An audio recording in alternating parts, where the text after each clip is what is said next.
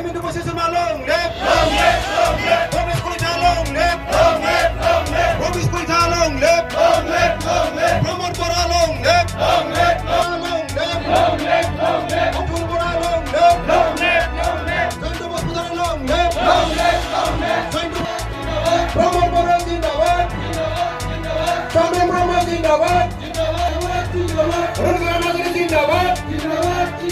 Rengana negeri jindawat. Nomor poralong jindawat. UPPL jindawat. UPPL jindawat. BJP jindawat. BJP jindawat. AJP jindawat. AJP jindawat. Thank you.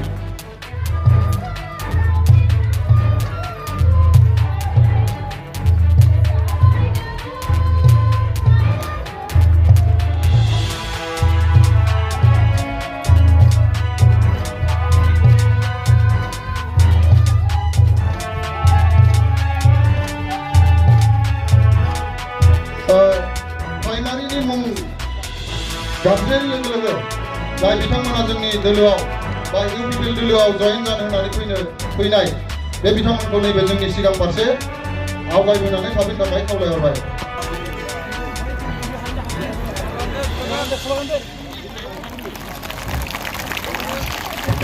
UPPL long live! UPPL long live! UPPL long live! Pramod Bora Jindabad! Pramod Bora Jindabad! MP इलेक्शननि उननिफ्रायनो आं सानो बे forest पाट्टा होनायनि खामानि जिखिनि forest एरियानि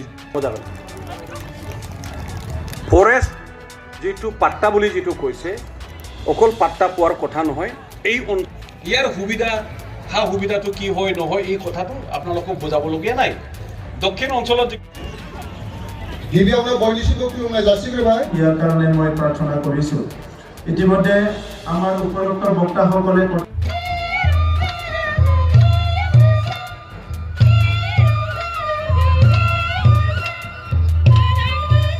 ओनसोलनि बिबानगिरि दैदेनगिरि नोंथांमोन बे हाथिसार ओनसोलनि आं नोंथांमोन गासैनोबो बेलासिनि गाहाम हामलायनाय आं जासिबाय आरो जोङो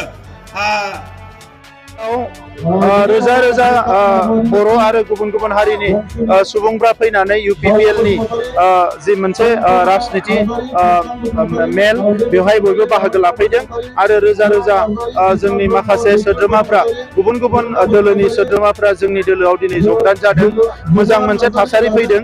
बिटिआर ओनसोलनि जौगानायखौ नुनानै बिटिआर ओनसोलाव गोजोन फैनायखौ नुनानै बिटिआर ओनसोलनि सोरगिदिं बयबो हारि माहारिनि अनलायनायखौ नुनानै बे मोजां थासारिखौ नुनानै दिनै जोंनि दोलोआव बयबो ज' फैदों आरो बेवहाय बेखौनो फोरमान होदों जे फैबाय थानाय समाव जोंनि दोलोआनो बेवहाय बयनिख्रुइबो गोहो गोरासिन दोलो जानो थांगासिनो दङ आरो जोंनि बिजाथि जयन्त बसुमतारी बिथाङा एबारनि लोकसभा बिसायख'थियाव जोंनि माहारिनि गासैबो भटखौ 100% भटखौ लानानै दिल्लीयाव थांसिगोन।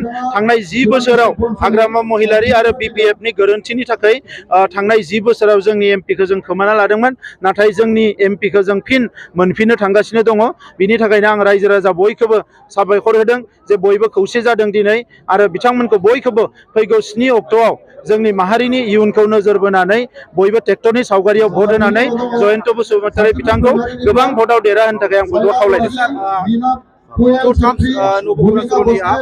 नब कुमार सरनिया बिथांनि सार्टिफिकेटआ फेक होननानै हाइकर्टआ प्रमाण खालामबाय आरो बिनि थाखायनो बिथांनि नमिनेशना रिजेक्ट जाबाय आरो बिथांनि सायाव बे थगायनायनि जि मोनसे साजा मोननांगौ बेखौ उननि समाव आयेना होगोन आरो बिथांनि बाथ्राखौ हाइकर्टआसो मिथिगोन।